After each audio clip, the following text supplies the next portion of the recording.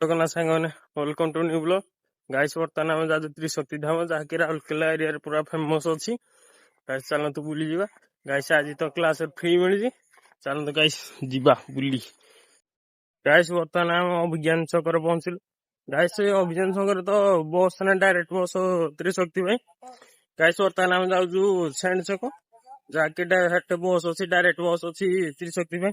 ଚାଲନ୍ତୁ ଗାଇସ୍ ଯିବା ଆଉ। ଗାଇସ୍ ବର୍ତ୍ତମାନ ଆମେ ବସ୍ ରୋଲ୍ ହେଇକି ଯାଉଛୁ ବର୍ତ୍ତମାନ ତ୍ରିଶକ୍ତି ଧାମ। ଜଷ୍ଟ ପାଖରେ ଅଛି, ଯାଆନ୍ତୁ ଗାଇସ୍ ଯିବା ବୁଲିବା ଆଉ ଦେଖିବା। ଚାଲ ତ୍ରିଶକ୍ତି ଧାମ ଭିତର ଗାଇସ୍ ଚାଲନ୍ତୁ ଯିବା। ଆଜି ହଉଛି ତ୍ରିଶକ୍ତି ଧାମ ବାହାର ପଟ। ଦେଖନ୍ତୁ ଗାଇସ୍, ଦେଖନ୍ତୁ ଗାଇସ୍, ଇଏ ହଉଛି ତ୍ରିଶକ୍ତି ଧାମ। କେତେ ଲୋକ ଆସିଛନ୍ତି ଦେଖନ୍ତୁ ଗାଇସ୍। ନା ଗାଇସ୍ ଏଠି ଯୋଉ ଶିବ ଠାକୁରଙ୍କ ବଡ ମୂର୍ତ୍ତି ଅଛି ଗାଇସ୍, ଫ୍ରଣ୍ଟରେ ହେଇକି, ଫ୍ରଣ୍ଟରେ ନା ମୁହଁରେ। ଗାଇସ୍ ବର୍ତ୍ତମାନ ଯାଉଛୁ ତ୍ରିଶକ୍ତି। ଗାଇସ୍ ବର୍ତ୍ତମାନ ତ୍ରିଶକ୍ତି ଧାମର କାମ ଚାଲିଛି। ବର୍ତ୍ତମାନ କଣ କାମ ହଉଛି ଚାଲନ୍ତୁ ଗାଇସ୍ ଦେଖିବା ଭିତରେ କେତେ କଣ ଲୋକ ଅଛନ୍ତି। ଦେଖନ୍ତୁ ଗାଇସ୍, ଦେଖନ୍ତୁ ଗାଇସ୍। ଗାଇସ୍ ତ୍ରିଶକ୍ତି ଧାମ 9:30 ରୁ 12:30 ପର୍ଯ୍ୟନ୍ତ ଦିନ ବେଳା ଖୋଲା ରହୁଛି। ଦେଖନ୍ତୁ ଗାଇସ୍, ଇଏ ହଉଛି ଶ୍ରୀ ଖଟୁଶ୍ୟାମଜୀଙ୍କ ମୂର୍ତ୍ତି। ଦେଖନ୍ତୁ ଗାଇସ୍, ରାନୀ ସତୀ ଦାସଜୀଙ୍କ ମୂର୍ତ୍ତି। ଦେଖନ୍ତୁ ଗାଇସ୍, ସିଏ ଶ୍ରୀ ସାଲାସର ବାଲାଜୀଙ୍କ ମୂର୍ତ୍ତି। ଦେଖନ୍ତୁ ଗାଇସ୍, ତ୍ରିଶକ୍ତିର ମୁଖ୍ୟ 3ଟି ମୂର୍ତ୍ତି ଅଛି ଏଗୁଡିକ।